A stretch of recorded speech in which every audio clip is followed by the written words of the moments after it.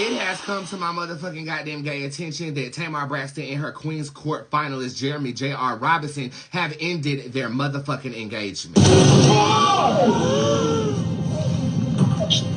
Here to report the story live, Bob from Channel 8. Reporting live from the Spirit Squad worldwide. Bob Come on, Bob. from Channel 8. Bob. Come on, Bob.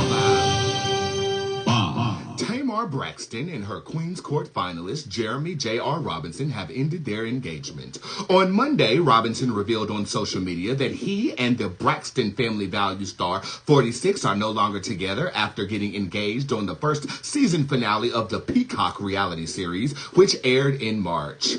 He says this: so many questions, so many assumptions. I want to answer all that I can with respect, he wrote in a statement on his Instagram story. Yes, Tamar and I are no longer together. I ended the relationship to focus on getting back to positive energy and being a better person. Reporting live, Bob from Channel 8. Yeah, Bob. From the Spirit Squad worldwide. Bob from Channel 8. Come on, Bob. Come on, Bob. Okay, so, first and foremost, a lot of you guys are new to me and a lot of you guys do not know my history with Miss Braxton.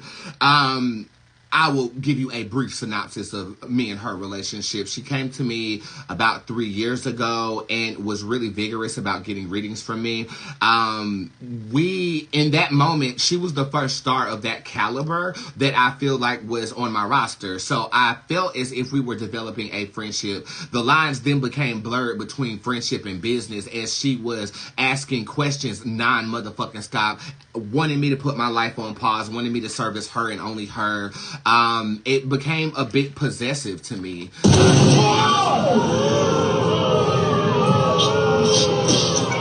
that point in time, I shut my store down. It was a point in time I shut my store down, and she then comes out with a spiritual product line.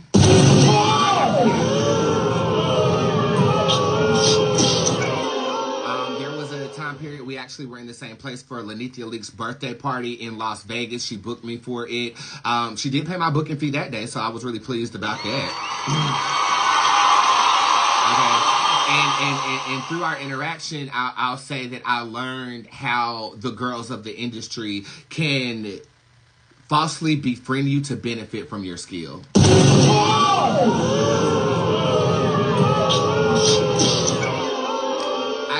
I grew very resentful of her. If you watch the interview I did with Megan James, I actually coughed and hinted at the fact that she never paid me a single dime for reading her over at least 200 times.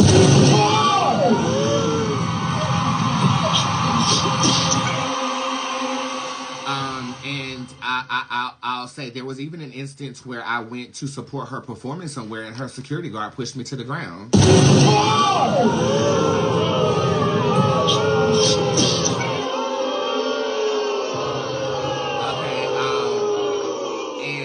I just, being a friend to her, I kind of understood her a bit. And in my personal opinion of Miss Braxton, I think that she has great intentions, but I feel like the execution is flawed because she suffers from what I call little sister syndrome.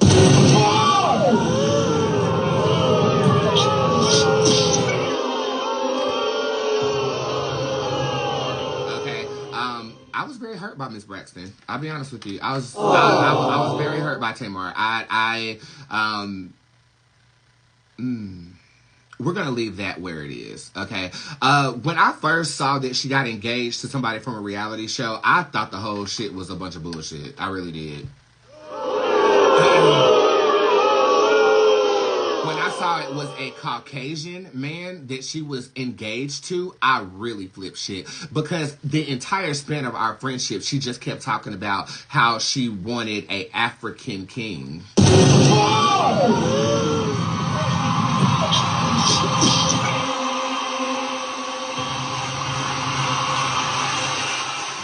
allegedly comparing herself to one of the old housewives in the storyline of her African relationship, and she wanted that. She almost envied that on that individual whose name Portia I will not say. Okay, so when I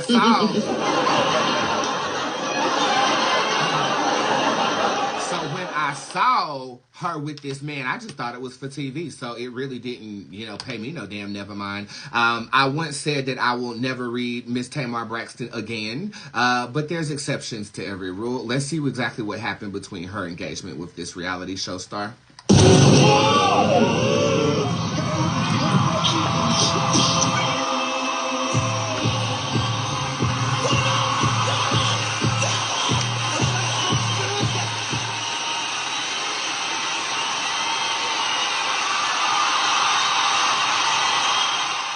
Okay, as you guys know what that card represents, this is the devil in my tarot deck. Finish her! And the first card that jumped out of the tarot deck is the Bootz God card in reverse. The Iweba tarot card shows up upright though, so I honestly feel like the male individual was actually in this genuinely, and I feel like he feels a slight bit played by Miss Braxton. Aww.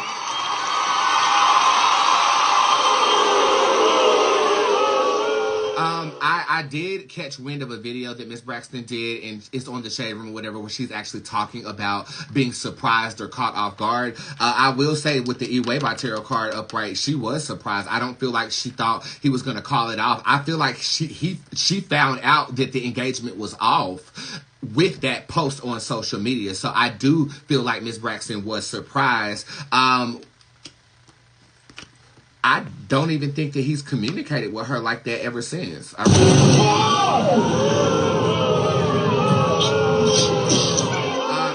echo the surprise, you have the flatter half card upright, and as you can see, I just pulled that card after I said the word surprise, so she really is caught off guard by this. Faith fallacy also shows up upright, which is talking about guises, lies, and deception.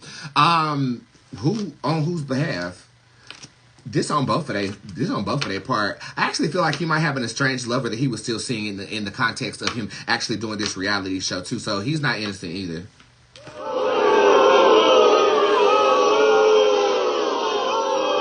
He's not innocent either. I feel like this is almost 50-50, but I feel like in the public eye, they said that they were going to play it out as if, they were going to go all the way. How will this play out?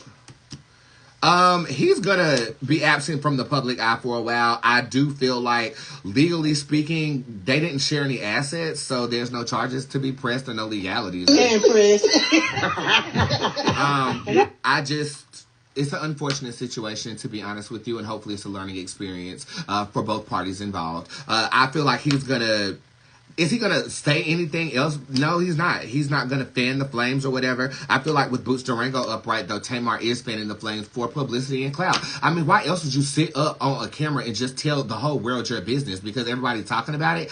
I mean, let's be clear. There's a lot more shit going on right now that I am concerned about, rather than you finessing this Caucasian lawyer with a lot of money to be your happily ever after, when everybody, or at least I know, that you really wanted an African king. Hell, it need to be an African queen at this point, because you was talking about lesbianism with that girl in Atlanta that was fucking all those. I wish you well, Miss Braxton.